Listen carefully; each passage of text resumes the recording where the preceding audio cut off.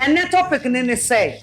Me kunu na ya adwuma, wo so ne wo kunu na ya adwuma. Na wo kunu ma option say, ama usua every day from January to December 31st, save 1,000 Ghana cedis wo adwuma ye mu. Sa savings no afe no so a 31st December no so ye wo dia. De opa bia otimi de says ka ne ye. Ana say, ye be adwuma no unsave sika. Sika no obi anyi bi. Afe no so a ka wo pe na mato ama. Wo ji wo kunu di. Ana wo nyini ni gidie asan wo wiase.